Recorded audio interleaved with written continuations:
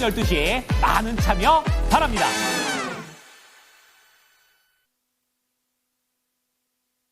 주가가 그때 15만 원이 깨졌었어요. 잠깐, 급락.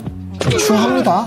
무엇이든 정말 지난번에 경제방송 최초로 SK하이닉스와 또 삼성전자를 비교 분석하면서 이렇게 대장주도 흐름 가고 좀 쉬는 찰나에 다른 것도 올라오지 않을까? 못 올라올 겁니다. 종목 접근이 모멘텀 접근을 할지 실적 접근을 할지 밸류 접근을 할지 정해야 되지 않습니까? 예. 얼마만큼 선반영 되었어? 밸류가 얼마야? 실적은 어떻게 돼? 지금부터 이제 핵심입니다, 여러분. 예. 정말 집중하셔야 되고요. 공략 포인트가 나오는 시점까지 고려를 해서 종목상 아, 네네네. 끝까지 좋아요, 구독, 알람.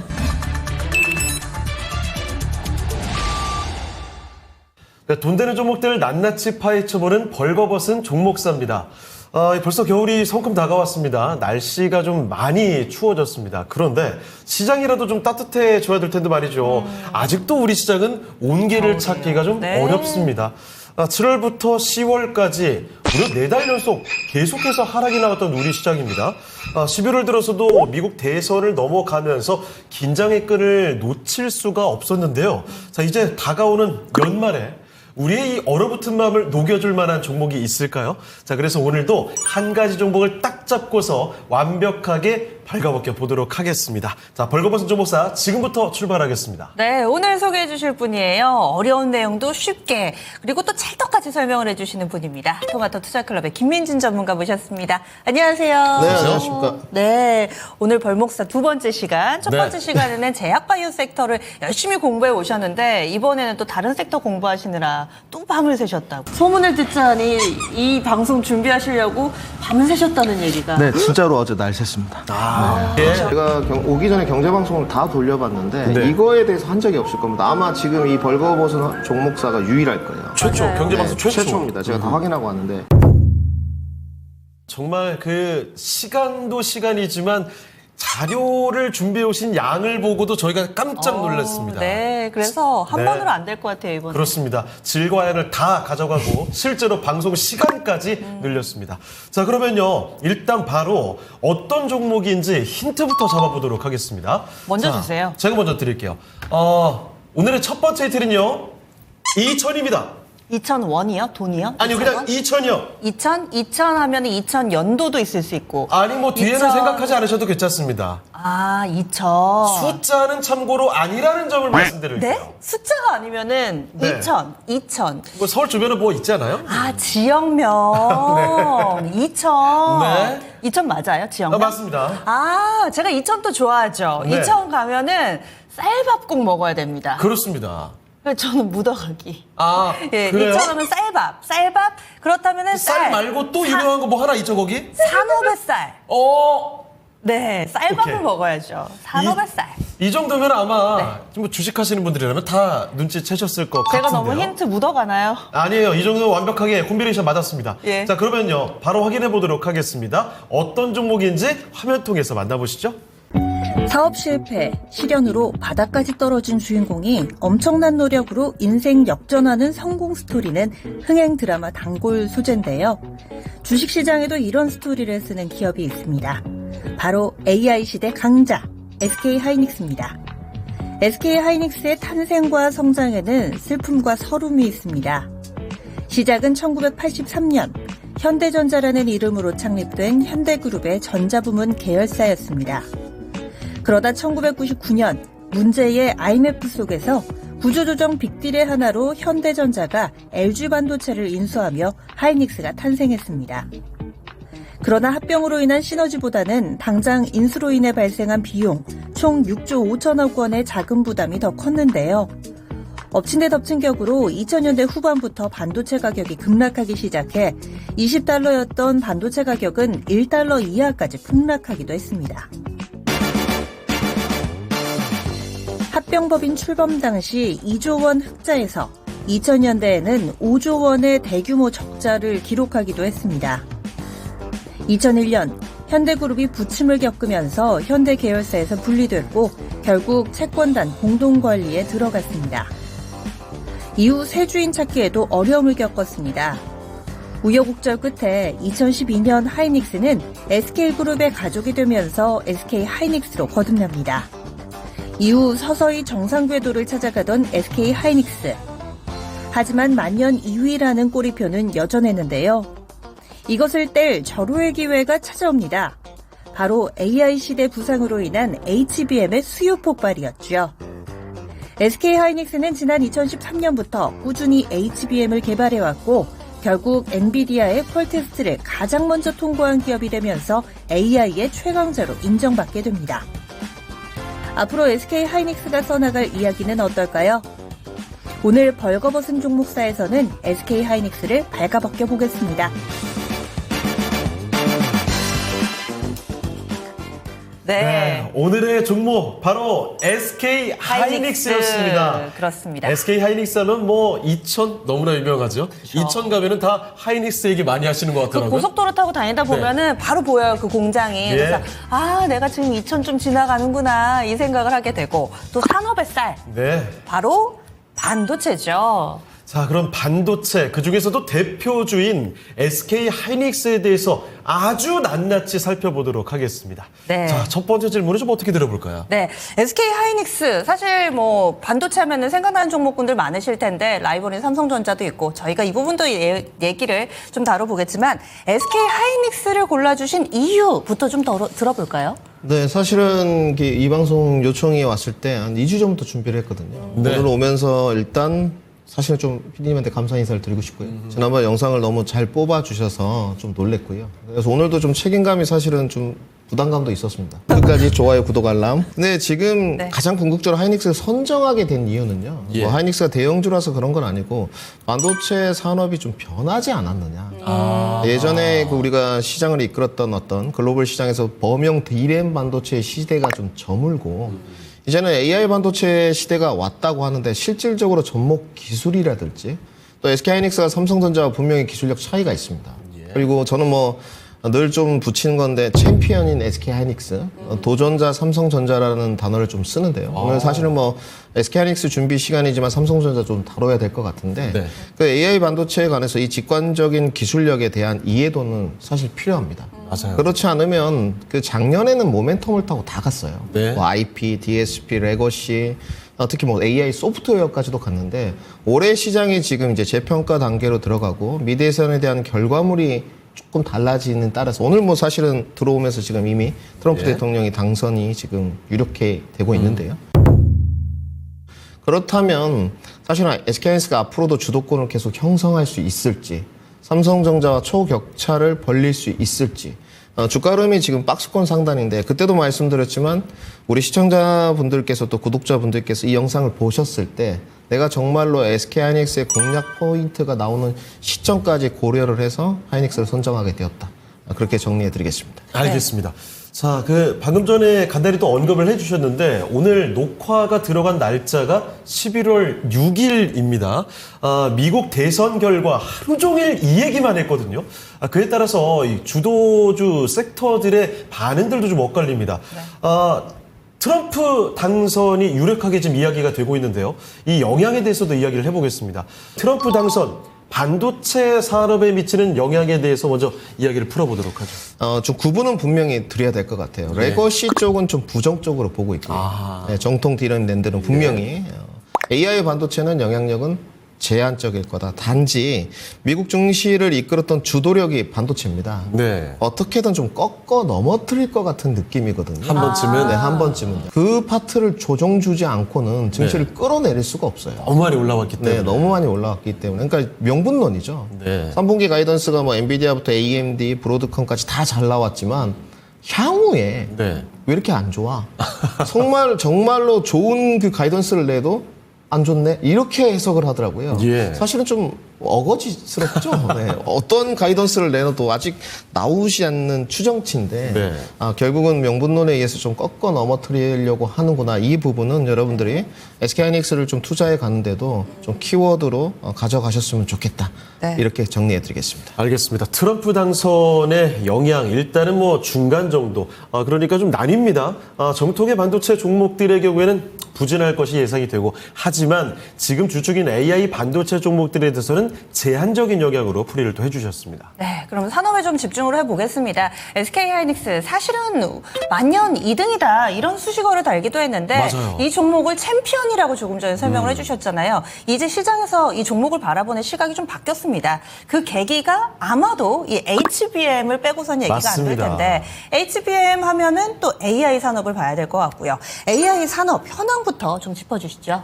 네, 뭐 AI가 지금 사실상 빅테크 기업들이 너무 투자를 박차를 가하고 있죠. 그 산업의 전목 요소가 그 실생활에 침투율이 높은 부분부터 가져가는 거잖아요. 네네. 그래서 일단은 가장 뭐 기업들은 B2B 일단 아이언맨, 자비스 이런 슈퍼컴퓨터를 갖추기 위한 투자를 B2B 쪽은 하고 있고요. 네. 그다음에 AI 쪽이 B2C 쪽으로 보게 되면 실생활의 전목 요소가 높은 게 휴대폰, 자동차.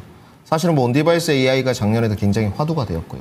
AI 산업에 대한 것들은 지속적으로 좀 올라가지 않나 이렇게 생각이 좀 들고 있고, 그 다음에 뭐 차트 모습은 이제 하나 또 준비했습니다. 오늘 오면서 자료들을 한 땀 한 땀, 네. 정말 힘들었습니다.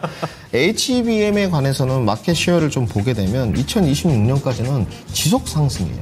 그러니까 이 경기 민감주의 특성을 띈 반도체의 사이클이 처음으로 깨지는 시기가 된다면 네. 내년 시장으로 보고 있습니다. 분기점이라고 해야 2025년에 되나요? 네, 정점을 찍고 내려오는 것이 아니고 내년에도 성장, 2026년에도 성장.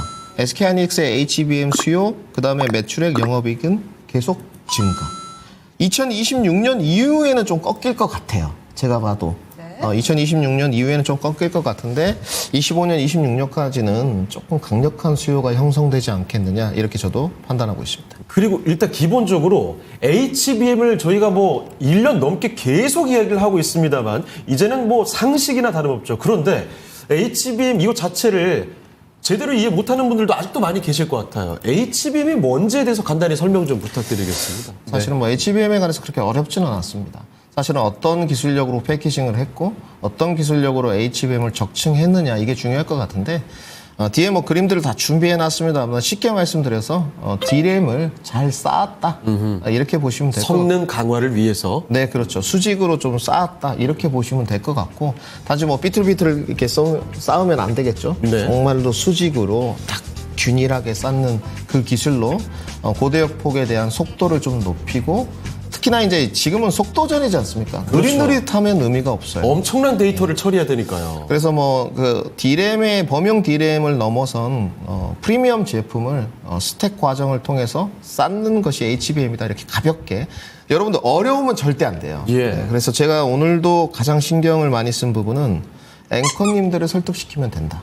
그러면 분명히 우리 시청자분들 만족하고 많이들 보시지 않을까 생각 들고 끝까지 좋아요, 구독, 알람. 네. 자, AI 산업에 대한 이야기 그리고 HBM 이야기를 말씀드리고 있는데 잠시만 좀 곁다리로 말씀드리면 반도체 업황 좀 전체적으로 보기 위해서요. AI 산업 이야기 말고 모바일이나 PC 이렇게 기본적인 IT 기기별로 수요는 좀 어떻게 되고 있는지 이것도 한번 점검을 해볼 수 있을까요? 네, 사실은 뭐 이 부분에서 딥하게 뎁스 있게 이야기를 하면 끝도 없는데요. 네네. 사실은 간단하게 준비를 했습니다. 좋습니다. 워낙 경기 침체가 심했고요. 맞아요. 네, 지금 이제 보시게 되면 그 D램 같은 경우 특히는 세 가지로 구도가 형성되어 있습니다. 서버, PC, 우리가 쓰는 휴대폰. 예. 근데 요즘 휴대폰 잘 안 바꾸시고요. 아까 들어오실 때 우리 박성정 앵커님 휴대폰 보니까 최신형 아닙니다. 갖고 계시더라고요. 저 폴드 이거 3 쓰고 있습니다. 3년, 4년 됐나요? 저는 2 쓰고 있거든요. 예. 요즘 사람들. 네. 그만큼 바꾸지 않고요. 네. 모바일이 좀 살아나야지 어쨌든 경기가 좀 회복되는 쪽이고 낸드 쪽이 잘 나가게 되는데 그렇지 않고 그 다음에 PC 쪽 여기도 굉장히 좀 처참하거든요. 네. 현재 상태가. 그리고 이제 뭐 서버 쪽은 그나마 좀 얘기가 조금 다른데요. 그나마 나은데 AI 쪽이 보시게 되면 다 말씀드렸듯이 빅테크 기업들, 팬리스 업체들, 메타, 아마존, 구글 뭐 정말 이름 유명세가 있는 이런 기업들이 B2B 지금 수요만 나오는 쪽이고요. 서버 쪽도 마찬가지입니다. 그러면 경기가 안 좋기 때문에 스마트폰이나 PC는 몇 년째 좀 힘들어요. 네, 어쩔 수가 없고 금리가 좀 내려가고 경기가 좀 활성화되면 유동성이 공급되면 좀 살아날 것 같은데 아직까지는 어려운 쪽이고요. 결국은 수요가 견조한 쪽은 HBM 그리고 서버 쪽. 그리고 DDR5는 조금씩 올라오는 기조가 좀 보이더라고요. 이쪽으로 재편되지 않을까 생각하고 있고 오늘 오기 전에 증권사에 제가 출처를 다 밝혔거든요. 자료나 뭐 트렌드포스나 증권사들 봤는데 한 10군데 정도 거를 다 읽었거든요. 예. 매출 추이도 거의 다 연구원들도 비슷하게 가리키고 있고 저도 거기에 동의하는 바입니다. 네. 그래서 AI 산업은 성장을 하지만은 그 기존의 PC라든지 휴대폰 이쪽의 성장은 멈춰 있다. 그렇다면 네. 우리가 AI 산업에 집중해야 되는 것만은 분명하고, 그리고 또 HBM이 쓰이게 되는 게 이 엔비디아의 GPU가 이 핵심 칩이 되면서 그렇죠. 이 HBM에 대한 수요가 기하급수적으로 동반해서 같이 늘게 되는 건데, 엔비디아만 있는 건 아니잖아요. 또 네, 그렇습니다. 어떤 기업들이 있을까요? 뭐 AMD가 좀 있는데요. 사실은 뭐 시장의 MS 점유율이 아직은 좀 처참한 수준이고요. 사실은 여러분들 모르시겠지만 개펠싱어의 인텔도 있습니다. 단지 거기도 수요가 처참하고요. 네. 뭐 중국 쪽은 뭐 말할 것도 없습니다. 사실은 거의 독과점 구조라고 좀 판단하시면 될 것 같고요. 정확한 영화가 엔비디아의 GPU인데 사실상 지금은 대안이 좀 없는 것 같아요. 우리가 대안 부분에 관해서도 뒤에 아주 제가 정말 지난번에서 경제방송 최초로 제가 모두 다 돌려보고 왔어요. 예. 저기 이웃집 동네 방송부터 시작해가지고 어떻게 우리 볼목사 시청자분들하고 구독자분들에게 쉽게 일목요연하게 잘 정리하고 쉬운 용어로 표현하면서 SK하이닉스와 또 삼성전자를 비교 분석하면서 갈 수 있을까? 이 부분이요 제가 가장 고민을 많이 했는데요. 저는 그렇게 판단하고 있습니다. 지금은 엔비디아의 독과점 구조는 당분간 굳건하다. 이렇게 보시면 될 것 같고 언젠가는 깨지겠죠, 여러분들. 영원한 건 없습니다. 젠슨왕도 이야기했거든요. 내려올 것 같다. 근데 여러분들의 생각하시는 뭐 금닥 이렇게 내려올 것 같지는 않고요. 시장 점유율이 90%인데 뭐 80, 내년에 뭐 70, 네. 뭐 이렇게 아주 완만하게 하락하지 않겠느냐 그렇게 판단하고 있습니다. 이 질문을 드린 이유가 이 보통은 GPU 엔비디아 칩에 같이 들어가니까 엔비디아의 흥망성쇠와 같이 하는 것 같다라는 느낌을 좀 받게 되는데, 엔비디아 외에 그러면 뭐 AMD라든지 인텔에도 HBM을 납품은 하고 있는 거죠? 네, 그렇습니다. 뭐 이제 하이닉스 물량이 사실 나가고 있지는 않고요. 네, 워낙 시장 점유율이 엔비디아가 높기 때문에 엔비디아 뭐 삼각 동맹 이야기도 나왔지 않습니까? 사실상 엔비디아 측에서 한 적은 없습니다.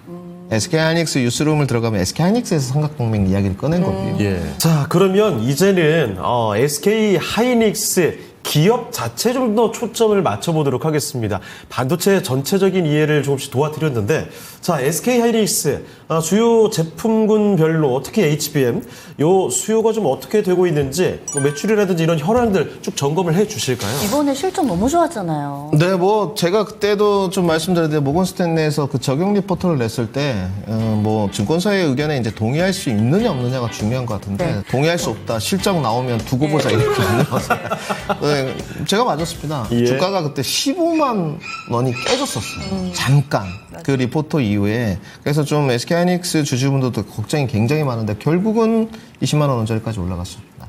기술적 분석도 중요하지만 그때 당시 SK하이닉스의 매출액이 떨어질 기미가 전혀 없었거든요. 가이던스를 이제 깼죠. 예상치가 넘어섰고. 그 리포트 좀 이상했어요. 목표가 12만 원에다가 뭐 네. 2026년 되면은 뭐 매출이 반에 반토막으로 준다 막 이렇게 써놔서 이제 와서 얘기할게 합니다. 예. 정말 좀 추합니다. 모건 스탠리. 왜냐면 그 사과문을 냈지 않습니까? 맞아요. 네, 사과문을 번복했어요. 냈는데 목표가가 최초 목표가가 12만 원, 사과문 내고 13만 원. 네. 이렇게 가면 오래가지 못한다.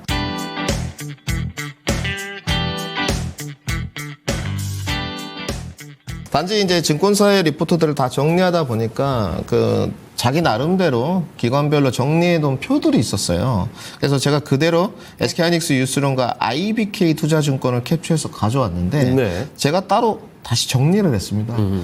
이걸 과연 누가 또 보고 이해를 할까? 네. 그래서 따로 매출표를 정리를 해봤는데요. 아, 이거 직접 만드신 거예요, 그러면? 네, 그렇죠. 한 땀 한 땀. 네. 정말 힘들었습니다. 저는 이렇게 보고 있습니다. 지금 오늘 방송이 되게 중요한 게 뭐냐면요. 네. 분명히 우리 시청자분들이, 벌목사 구독자분들이 레거시를 공략해둔 분들이 있을 거예요. 그런데 밸류체인 정리를 일단 첫 번째 잘해야 돼요. 네. 내가 공략하는 종목이 어느 기업의 색채를 띠고 있느냐. 그리고 내가 공략하고 있는 부분이 HBM이나 정말로 하이닉스의 어떤 MRMUF 패키징 기술력이거나 이런 부분 쪽으로 가게 되면 향후에 문제가 없지만 예. 그러니까 레거시도 일정 부분 좀 올라오게 할 거예요. 결국은 삼성전자가 살아나면 단지 앞으로 지금 신규 공략을 준비하시는데 예. 레거시 쪽으로 가시면 안 되죠. 그러니까 그런 말이죠. HBM이 일단 뭐 너무 가서 레거시도 올라오겠지. 일단 사고 기다리면 될까? 이렇게 단순하게 생각하면 안 된다는 거죠. 그렇죠. 우리 확실히 반 전문가님들 유창훈 의원님이 정확하게 지적을 해주셨는데 이렇게 대장주도 흐름 가고 좀 쉬는 찰나에 다른 것도 올라오지 않을까? 못 올라올 겁니다. 네, 그래서 여러분들 차라리 지금 이 방송이 왜 중요하냐면 딱 이 한 멘트예요. 지금 반도체에 앞으로 여러분 투자나 매매를 하실 때는 완벽한 의사결정을 거치셔야 돼요. SK 하이닉스와 함께 하겠다. 내지는 나는 삼성전자를 분석해보니 삼성전자와 함께 하겠다. 네. 지금의 양 기업의 현 위치가 어딘지 오늘 SK 하이닉스 중점을 하지만 그래서 제목을 챔피언인 SK 하이닉스와 도전자 삼성전자 이렇게 지었거든요. 그래서 이 부분을 명확하게 하셔야 될 것 같고 증권사의 리포트를 뺀 내용들을 좀 일목요연하게 정리해봤는데요. 예. 결국은 HBM과 DDR5 정도만 보시면 될 것 같아요. 네, 요거 기타는 정리해보죠. 중요하지 않고 세로로 여러분들께 보시기 좋으라고 정리를 했습니다. 그래서 2023년 1분기부터 세로로 보시면 될 것 같은데요. DDR5의 비중과 매출액을 보더라도 세로를 이렇게 쭉 내리면 숫자가 계속 늘어나요. 맞습니다. 네. HBM은 2023년 1분기에 여러분들 비중이 7%밖에 안 됐습니다. 하이닉스 안에서도. 사실은 고부가가치의 프리미엄 제품이지만 그 SK 하이닉스의 영업이익을 다 도맡았다. 네. 2023년 1분기에는 그렇게 볼 수는 없죠. 그런데 세로로 내려보면 여러분들 표시를 좀 해놨는데 7, 13 해서 2025년 4분기의 비중이 45%입니다. 그러니까 지금 약 2년 만에 거의 약 6배 넘는 이런 비중을 차지하게 되고요. 그 다음에 이제 매출액이죠, 여러분들. 정말로 매출액이 어마무시하게 단위 자체가 틀려져요. 예. 그래서 SK 하이닉스의 정말 확실한 캐시카우 역할을 하고 있다. 그래서 제가 밑에는 23년과 24년, 25년까지 나와 있는 부분을 일목요연하게 정리했습니다. 여러분들 방송 보시면서 체킹 포인트를 하고 일단 종목 접근이 모멘텀 접근을 할지 실적 접근을 할지 밸류 접근을 할지 정해야 되지 않습니까? 예. 그러면 지금 SK 하이닉스의 우리가 기본적 분석은 차지하더라도 문제가 없고 실적 베이스는 향후에 걱정할 필요는 없다. 이렇게 정리하시면 될 것 같습니다. 알겠습니다. 일단 실적 면에서 든든하게 챙겨갈 수 있고 이 표를 보니까 확실히 느껴지네요. 이게 얼마나 어마어마한 성장을 해왔던 건지 저도 바로 가장 체감됩니다. 표를 보면서 눈에 띄는 점이 어찌됐든 매출액과 영업이익 숫자가 다 늘고 있다. 맞습니다. 그게 첫 번째로 눈에 보였고요. 두 번째는 DDR 비중이라고 안 주시고 DDR5 비중이라고 주셨거든요. 그렇죠. 그래서 전 DDR5하고 HBM 그밖에 뭐가 얼마나 좀 차지를 했었는데 작년까지만 하더라도 뭐 DDR4라든지 낸드라든지 이런 부분이 비중이 컸었는데 이제는 특히나 뭐 올해 말이나 내년도가 간다면은 DDR5와 HBM이 거의 다다. 맞아요. 이렇게 보면 되는 거잖아요. 그렇습니다. 자, 이렇게 SK 하이닉스의 HBM이 갖는 위상을 제대로 좀 확인까지 했습니다. 실적 흐름이 이렇게 나오고 있고요. 네. 자, 그러면 이제 묻고 싶은 건 이거죠. HBM의 비중이 계속 더 높아질 것 같은데 요거 말고 뭐 다른 거 쓰면 안 되는 건가? 이 대안에 대한 이야기가 좀 필요할 것 같은데요. 지금은 대안이 좀 없는 쪽이고요. 그래프 몇 개가 잠깐 나가야 될 것 같은데 네. 제가 이 부분은 SK 하이닉스하고 IBK 투자증권 걸 참고를 했는데요. 향후에 지금 현재로도 좀 추적할 수 있는 게 올해 4분기까지 그 그래프를 만들었더라고요. 네. 맨 우측에 HBM입니다. 네. 사실은 가장 높은 거 회색. 어허. 4분기 때 지금 나오는 거고요. 예. 수요가. HBM 좀 계속 늘어나는데 PC하고 모바일은 정말 엉망이죠. 확연히 줄고 있어요. 확연히 차이가 나는 쪽이지 않습니까? 그래서 사실은 다른 건 좀 볼 게 없고요. HBM의 이 그래프 우리가 해석을 할 때 결국은 뭐를 뜻하냐? 우리 유창호 앵커님이 물어보셨던 다른 기술에 과연 대안이 있다면 HBM이 계속적으로 이렇게 폭발적으로 매출이 올라갈 수가 없죠.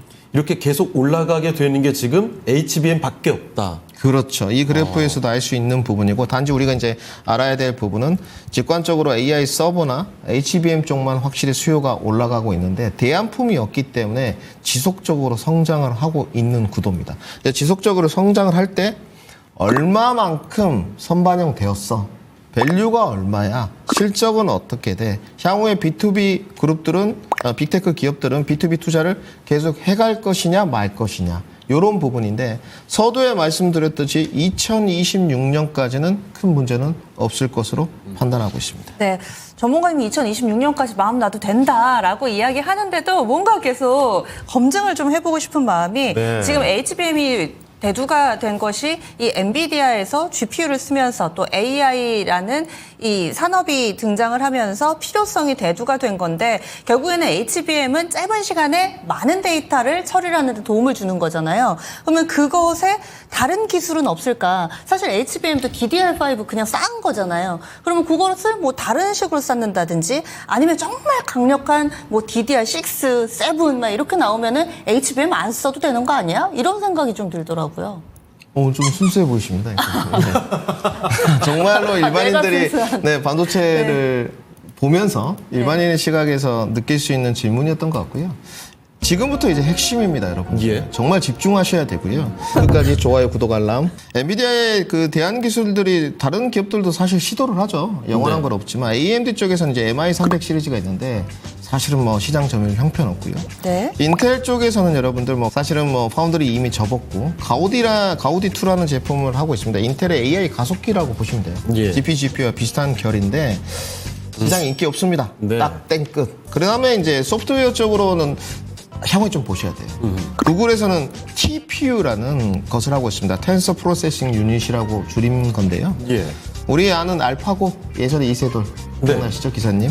AI와 머신러닝 쪽을 하고 있는데 여기는 아무래도 이제 여러분들 플랫폼의 검색 서버 엔진이지 않습니까? 그렇기 때문에 약간 소프트웨어로 결이 가는 쪽인 것 네네. 같고요.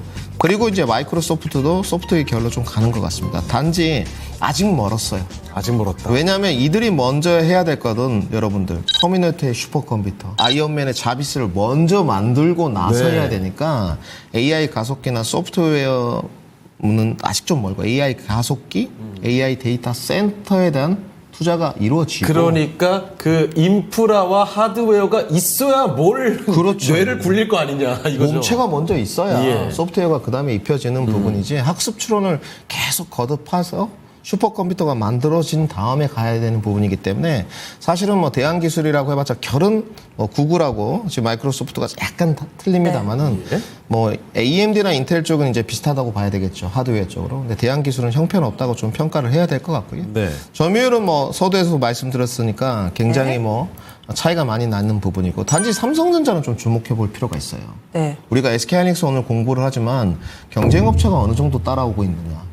어떠한 대안 기술을 지금 접목하려고 하느냐. 이 부분은 봐야 되죠. 그렇죠. 여러분들 시장에서 잘 아시는 첫 번째 CXL. 근데 이것도 좀 시장에 와전된 정보가 상당히 많은 것 같습니다. CXL의 지금 선두주 잡격은 인텔입니다. 삼성전자 아니에요? 네. 삼성전자가 독보적인 기술력은 1인데요. 아, 예. 이 검증을 인텔 플랫폼에서 검증을 받았었습니다. 아. 아무래도 인텔이 이제 CPU를 하고 있기 때문에 예. 뭐 4차선 고속도로 CXL 기술은 효율성 요 두 단어로 압축하시면 될 것 같습니다. CXL이 칩이에요? 아닙니다. 이제 우리가 2차선에서 쉽게 네. 차가 달려요. 4차선에서 고속도로에서 차가 달립니다. 어디가 더 빠르죠? 4차는 당연히 빠르죠. 그렇죠. CXL. 뻥뻥 뚫려 있는. 쉽죠, 여러분들? 그럼 이제 정리하면 HBM은 그냥 성능 자체를 키워주는 거고 그렇죠. CXL은 동일한 성능을 갖고 있는 환경에서 환경을 바꿔주는 거다. 제가 이렇게 비교해드리겠습니다. 시청자 여러분들, 포르쉐 경운기, D램 범용은 경운기, 네. HBM은 포르쉐. 압도적인 성능. CXL 4차선, 6차선 고속도로. 알겠습니다. 네. 오케이. 감사합니다. 예. 네, 그렇게 보시면 될 것 같고요. 그 기술은 앞으로 좀 화두가 될 수는 있어요. 왜냐하면 CXL? HBM하고 같이 접목을 해보려고 하니까 어찌됐건 뭐 CPU나 메모리, GPU든가 일단 컴퓨터 안에 있는 장치 간에 고속 데이터 전송을 가능하게 하는 게 이제 뭐 교과서적인 용어로 CXL이기 때문에 이 효율성 중심으로 될 수 있고 HBM하고 같이 이제 함께 그렇죠. 사용되면 극대화될 것이다. 그러니까 HBM 고른다고 해서 CXL은 포기해야 되고 이런 양자택일이 그렇죠, 아니잖아요. 그렇죠. 예. 시너지 효과가 나게 하려면 CXL은 분명히 화두가 될 거고요. 그 다음에 또 삼성전자를 경계하기 위해서 삼성전자가 선두주자로 갖고 있는 게 GDDR 메모리라는 겁니다. GDDR이요? 네. 이건 좀 낯선데요? 이건 좀 낯설 건데요. 사실상 이 부분은 여러분들 그 엔비디아에 채택이 돼 있는 겁니다. 오. 그런데 엔비디아에서 GPU에 쓰지 않고요. 일부 제품군에서 좀 쓰고 있습니다. GPU에 안 쓰고요. 네. 왜냐하면 이제 쉽게 말해서 대역폭이 좀 낮아가지고요. AI나 고성능 컴퓨팅, 우리 HPC라고 하죠. 거기에서 쓰기에는 부적합하다. 이렇게 좀 평가가 돼 있기 때문에 결국은 HBM의 대안기술 내지나 대체품이 완벽하게 되기는 힘든 것이죠. 아, 그러면 다시 정리하면 CXL이라는 기술은 그건 HBM과 함께 쓸 수 있는데 그렇죠. 이 GDDR 이쪽은 HBM보다 성능이 좀 달린다. 그러니까 GDR은 결국은요. 네. 그래픽 처리를 위해서 설계되었기 때문에 예. 사용처가 좀 다른 것이죠. 예. 그 다음에 이제 대안 기술이 나와 있는데 여기는 좀 주목하셔야 돼요. 뭐죠? 여러분들 잘 아시는 LPDDR. LPDDR. 저전력 반도체입니다. 저전력 반도체가 이거예요. 네, 그렇죠. 이 부분은 사실은 정말 화두가 됐죠. 이 저전력 반도체가 그 종목 하나가 굉장히 유명한 거 있지 않았었나요? 제주 반도체. 맞아요. 네. 그때 어마어마한 주가 상승이 나왔었죠. 생각 안 나셔서 가려우셨군요. 감사합니다. 이 부분은 주목을 하셔야 되는 게 그 사용 용처가 완전히 틀립니다. 네. 모바일 기기 쪽이기 때문에 인베디드라고 하는데요. 모바일과 인베디드에 사용되는 부분이니까 사실은 여기 저전력 반도체를 개발하는 팹리스 업체들은 주목해 볼 필요가 있죠. 종목으로는 작년에 뭐 제주 반도체와 리노공업은 분명히 LPDDR을 하지 않습니다. 단지 이제 조금 결을 타고 온디바이스 AI 결을 타고 주가는 상당히 분위기가 좋았습니다. 단지 HBM하고 가는 사용 용처는 분명히 틀리죠. 네. HBM은 고성능 컴퓨팅이나 AI를 위해서 개발되고 사용이 되고 있지만 LPDDR은 분명히 모바일 기기 쪽이라 단지 삼성전자가 굳건하게 잡고 있기 때문에 뭐 SK하이닉스와는 결이 틀립니다만 지금 우리가 공부하는 파트가 대안 기술이니까 여기는 주목을 좀 해봐야 될 것 같고요. 그러니까 LPDDR은 이 휴대폰에 쓰이는 거니까 그렇죠. 작은 기기라서 그래서 저전력이 필요한 건가요? 저전력이 작은 기기라서 필요한 게 아니고요. 네. 저전력인데도 저전력 안에서 네. 고성능 성능을 발휘해야 되는 게 네. 핵심인 거죠. 모바일이 딱 맞네요. 네, 그렇죠. 네. 그러니까 배터리가 얼마 없어. 그리고 전력 소모가 적은데도 네. 이 안에서 그거를 이제 엣지라고 하는데요. 그 안에서도 빠르게 AI스럽게 대답을 꺼내놔야 돼요. 아니 생각해보면 모바일에 아주 강력한 반도체를 넣고 싶어도 배터리가 금방 닳아버리고 이러면 못 쓰니까. 네. 그게 지금 여러분들 빅테크 기업들 있지 않습니까? 특히 애플이라든지 삼성전자라든지 마이크로소프트라든지 정말 내년에 아주 숙제예요. 뜨거운 맞아요. 화두입니다. 사실은 거기까지 다루고 싶었는데 네. 거기까지는 다루지 않았다는 거. 제가 여러분들 벌목사 조회수 10만 찍으면 종목을 한번 더 돌아보겠습니다. 그러면 저희가 이 저전력 반도체까지만 알면 돼요? 네, 뭐 옵테인 메모리라고 있는데요. 처음 들어봤어요. 네, 이거 아주 생소하실 겁니다. 예. 이게 뭐죠? 디램과 어떤 스토리지의 중간 역할을 하는 쪽인데 너무 어려우시죠? 네. 간단하게 정리해 드리겠습니다. 인텔이 하는 쪽인데요. 사업 접고 있습니다. 여러분들. 이거 알 필요 없네요, 그러면.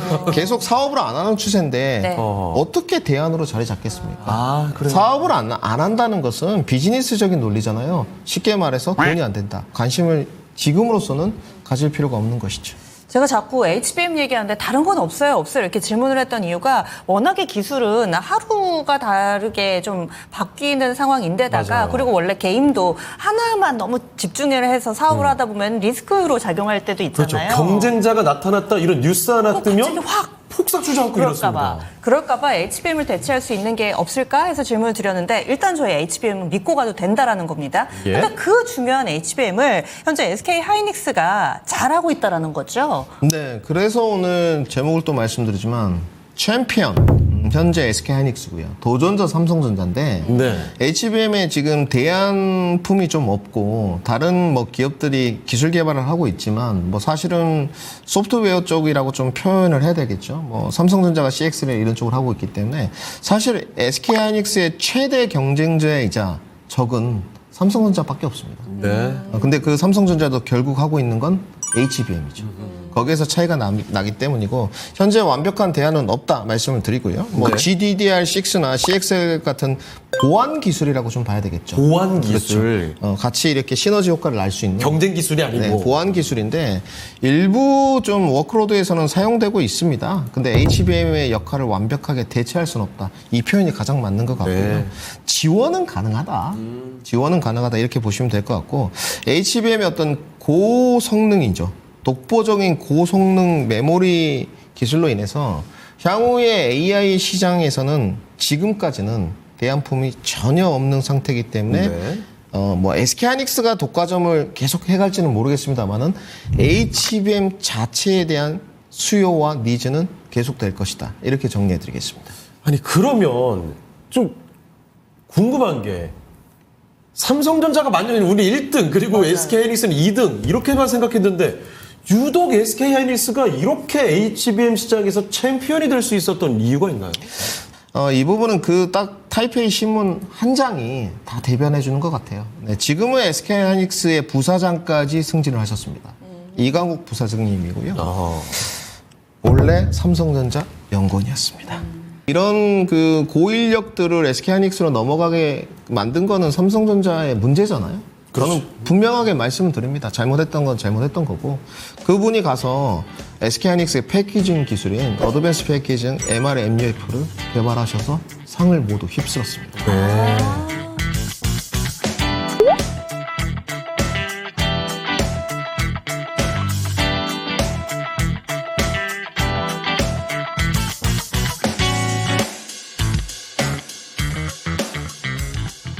그리고 처음부터 부사장이 아니었겠죠. 지금 부사장까지 승진을 한 상태고 그것이 우리나라 신문에도 좀 뭐 게재된 적이 있지만 네. 대만의 경쟁업체인 TSMC죠. 타이페이 신문에 대문짝만하게 나왔어요. 거기다가 그리고 삼성전자 연구원 출신이다. 이렇게 네. 또 실어놨습니다. 그 부분이 SK하이닉스가 앞설 수 있었던 근본적인 이유고요. 이걸 이제 멋지게 표현하면 인적 쇄신과 우수 인력 영입이 되겠죠. 네. 이렇게 보시면 될 것 같고 그분이 한 멘트가 있습니다.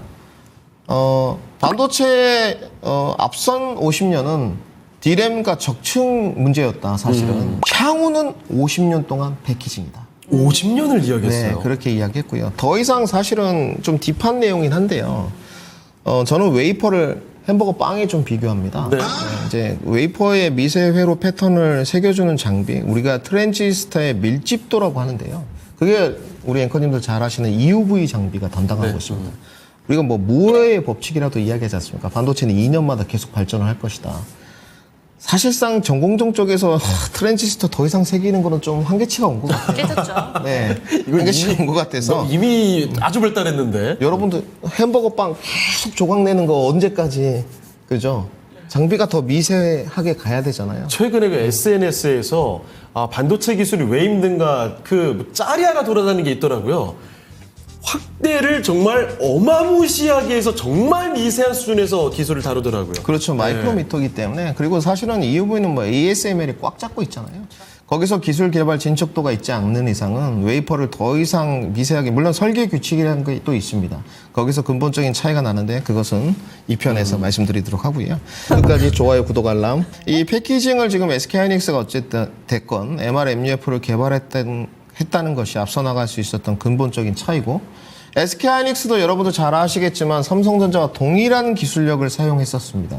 시장에 나와 있는 TC-NCF라는 구조인데요. 오늘 우리가 짚어봐야 될 부분은 이 TC-NCF와 MUF에 대한 기술력을 꼭 짚어봐야 됩니다. 이건 무조건 암기사항이에요. 네, 이거 일단 듣기만 해도 어렵긴 한데 이걸 외우고 가야 된다는 거죠. 네, 정말 쉽게 여러분들 2분 컷으로 준비했습니다. 지금 그 차이가 삼성전자와 SK하이닉스의 차이를 만들어낸 그 기술인 거죠? 저는 그렇게 좀 판단하고 있지는 않는데 시장에서는 그렇게 보고 있습니다. 예. 네, 저의 뭐 주관적인 의견도 중요하겠습니다만은 시장에서 중론은 이 기술력의 차이가 지금 근본적인 수율 차이를 좀 만들었다 이렇게 생각이 좀 돼 있고요.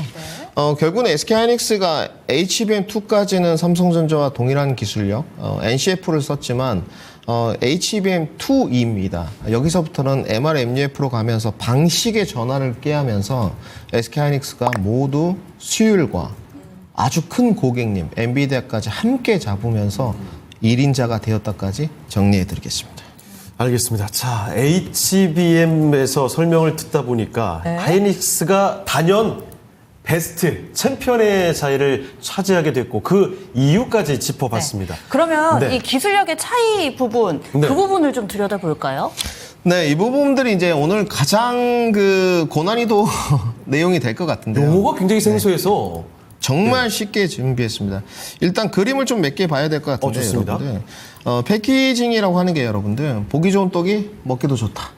그렇죠. 케이크도 예쁜 게 좋지 않습니까? 아니 요즘에 그 흑백 요리사 이런 거 보면 셰프들 정말 멋지게 음식을 꾸며놓잖아요. 좋지 않습니다, 여러분들. 흑백 요리사 말고 종목사. 아, 네네네. 저는 이 방송에 진심입니다. 네, 그래서 사활을 걸었고요. 패키징 구형 방식이 몇 개 있는데 여러분 다 보실 거 없습니다. 그림 하나 준비했는데 와이어 본딩, 뭐 플리츠 본딩이 있는데 아실 거 없고 네. TSV는 그냥 알아두시면 됩니다. 네. 뭐 TSV는 SK 하이닉스만의 뭐 독보적인 기술력은 아니고요. 모든 전기전자, 뭐 반도체 쪽에 다 쓰고 있는 기술력인데 이 TSV가 사용되었느냐 안 되었느냐 네. 그 제품에 가격이 더 올라가느냐 안 올라가느냐. 지금 HBM에 뭐 SK 하이닉스 쪽이나 삼성전자 모두 TSV를 하고 있거든요. 예. 그러니까 이게 지금 들어가면서 가격은 사실은 좀 올라갑니다. 이것만을 위한 공장도 있어요. 그러니까 이 칩을 쌓을 때 구멍을 뚫기 위해서 이게 잘못 뚫으면 우리 뽑기 긁을 때 부서지는 것처럼 그렇죠. 이게 이 기술력이 필요하니까 비싸지는 거죠. 그렇죠. 그래서 근본적으로 뭐 스루 실리콘 비아라고 하는데 관통 기술이라고 하거든요. 전극 관통 기술인데 어찌됐건 이러한 기술로 제품이 이루어지는 부분들은 약간 프리미엄이 붙을 수밖에 없어요. 네, 쉽게 말해서 와이어 본딩으로 하면 쉽죠. 조금 더. 근데 지금 HBM도 이 TSV를 쓰는 거고 그 다음에 TSV 기술이 적용된 D램 제품이 있습니다. HBM만 있는 것은 아니에요. 네. 와이드 인풋 아웃풋이 있고 3D 스택 메모리가 있는데 우리는 오늘 HBM만 다룰 건데요. 우리가 지금 HBM에서 하이닉스가 만든 것은 삼성전자하고 근본적인 차이가 무엇이야? 이거를 지금 알아보는 것이었는데 왜냐면 삼성전자가 퀄테스트 통과 못한다 하니까 그 차이가 어디서 오는지 좀 궁금하네요. 네, 그렇죠. 지금 삼성전자가 분명히 정리를 해드리지만 뉴스 기사에 다 노출이 됐습니다. 아니다 했지만 HBM3 이 8단은 퀄테스트 통과가 아니고 엔비디아 지금 납품 중입니다. 네, 이 부분은 다 확인된 사항이기 때문에 단지 SK 하이닉스가 이미 지나간 뒷길을 흔적을 밟고 있을 뿐이죠. 지금 12단이 주력인데 그렇죠. 8단을 해버렸고. SK 하이닉스 12단이 네. 벌써 완판되는 네. 이 저력을 보여주고 있는데 이제 8단 들어갔으니까 항상 지금 등만 보고 가는 쪽이에요. 네. 이게 좀 안타깝긴 한데 네. 어찌됐건 제가 GPU에 여러분들 사실은 HBM의 아주 중요한 그림 이미지를 하나 준비했습니다. 이 그림은 여러분들 굉장히 눈에 지금 넣어두셔야 됩니다. 쉽게 말씀드려서 SOC라고 돼 있는 것이요. 시스템 온 칩의 줄임말입니다. 예. 이 반도체 또 연구원들, 반도체쟁이들은 모든 칩을 통합하길 원해요. 그래서 GPU 역시 그냥 시스템 온 칩의 하나이다.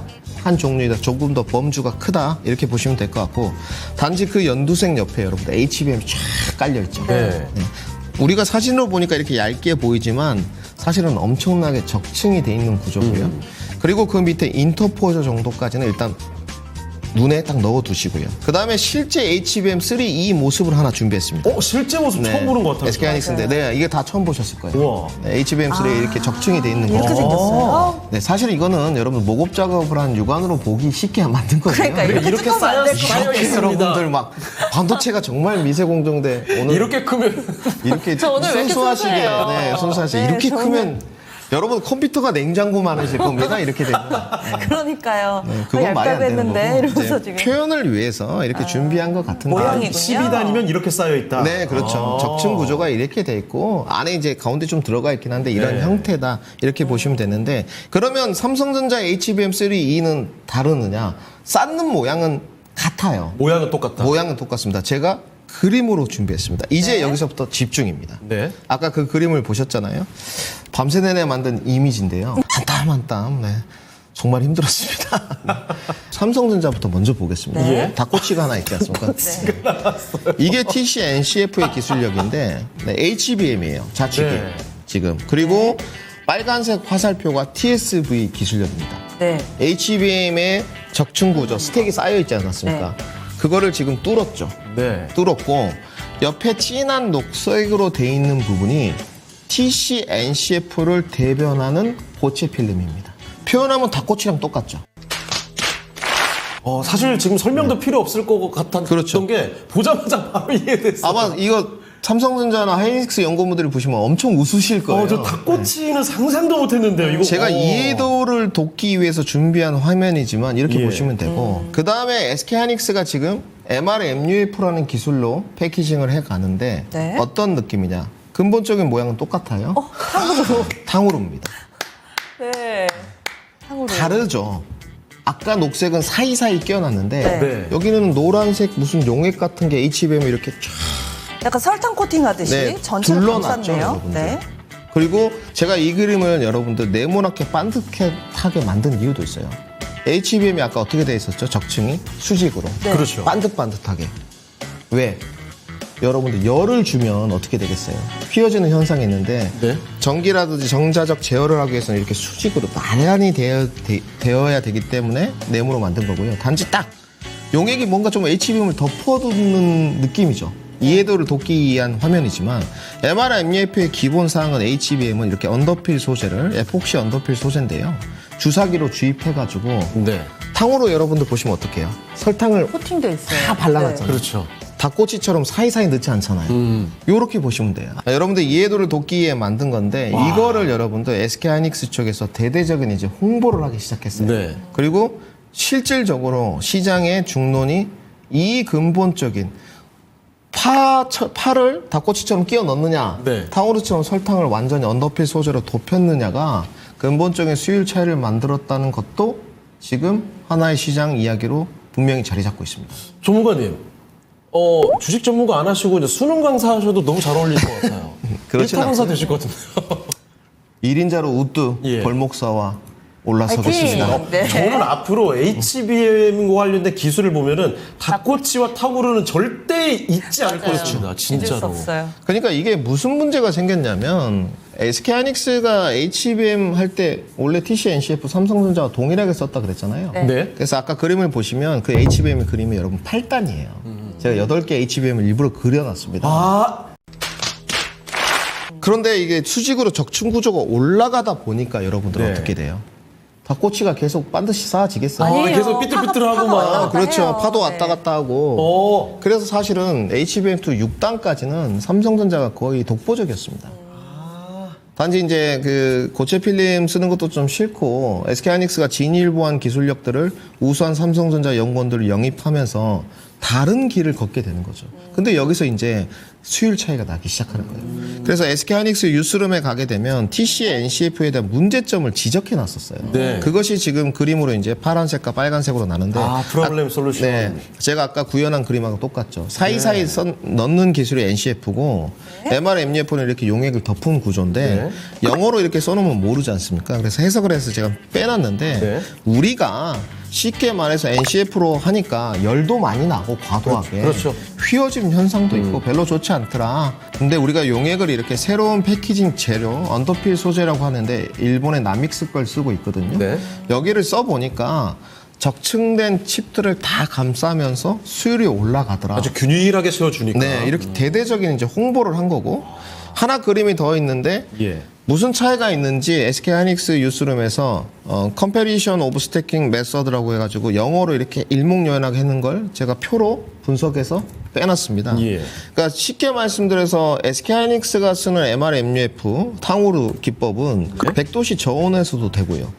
TC, NCF는 고온이 필요합니다. 아, 이거 온도가 고온, 다르구나. 고압. 네. 접합 소재도 고체냐 액상이냐 차이가 있고요. 네? 그 다음에 칩에 대한 스트레스죠. 가열을 할 때 너무 높다는 거예요. 네. TC, NCF는 단수가 올라가니까 막 파랑 막 닭꼬치랑 삐뚤어지기도 하고 네네. 이런 부분이었고 그 다음에 변형 문제죠.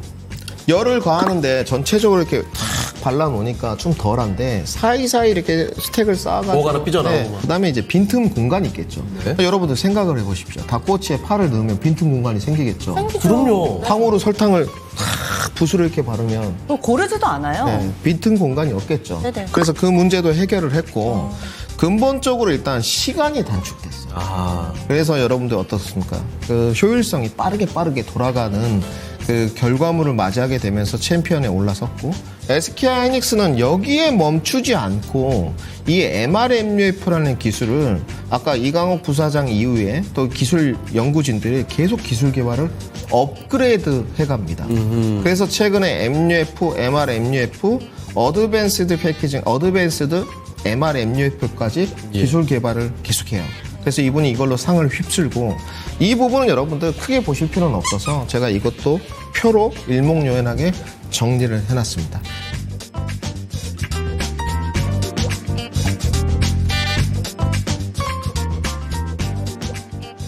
그래서 지금 SK하이닉스의 근본적인 기술력 차이를 봤는데 쉽게 이렇게 이해를 하시면 될 것 같고, 이 기술력이 앞으로 변화를 주목할 수 있는 부분은 딱 한 가지예요. 뭐죠? 삼성전자가 SK하이닉스 기술력을 따라할 것이냐. MRMUF가 SK하이닉스만의 고유 기술은 분명히 말씀드리지만 아닙니다. 아, 그래요? 저도 특허 그게 있고 이런 거 아니에요? 궁금했어요. 일부 제가 이제 반도체에서 아주 극대비로 돼 있는 사항이 수율하고요. 네. 특허 문제인데 좀 제가 봤는데 일부 MRMUF 어드밴스 패키징에 관해서 일부 항목 쪽에선 특허를 보유하고 있을 가능성은 매우 높아요. 네. 그런데 MUF가 SK하이닉스만의 독자적인 기술력은 분명히 아니었고 삼성전자도 쓰고 있습니다. 아. 쓰고 있고요. 분명히 말씀을 드리지만 단지 적용 대상이 틀릴 뿐이고, 그 다음에 이제 우리가 2편에서 아주 핵심이죠. 끝까지 좋아요, 구독, 알람. 일본 나믹스와 공동 개발해서 소재를 SK하이닉스가 독점하고 있습니다. 이 부분이 좀 큰 부분이고, 그래서 지금은 사실은 어떻게 보면 이 키를 SK하이닉스가 격차를 벌리느냐도 중요하지만 네. 삼성전자가 얼마만큼 따라오느냐. 이것도 우리 벌목사 시청자 여러분들에게는 핵심 사항이에요. 그래서 제가 서두에 그랬죠. 삼성전자와 함께 하든지 SK하이닉스와 함께 하든지를 분명히 정하셔야 돼요. 여기에 핵심 사항이 또 하나가 있습니다, 여러분. 뭐죠? 속도와 시간입니다. 이 부분은 2편에서 공개. 이렇게 정리해드리겠습니다. 아, 오늘 네. 원래 탕후루 팔다가 다른 집 닭꼬치 잘 되면 닭꼬치를 또 팔아야 될 것 같고 막 이런 그러니까요. 얘기를 듣다가 1시간이 벌써 갔어요. 아, 정말 SK하이닉스 반도체에 대한 궁금증이 많으셨던 분들에게는 정말 소중한 기회였을 거라고 믿어 의심치 않습니다. 네. 그리고 또 2부가 준비되어 있으니까요. 여러분 오늘뿐만 아닙니다. 남은 2부까지도 꼭 시청해 주시길 바라겠고요. 전문가님, 네. 2부 한마디로만 이렇게 예고를 해주신다면요. SK하이닉스가 25만 원을 넘어서 30만 원을 갈 수 있는 핵심 사항에 대해서 공개하겠습니다. 30만 원.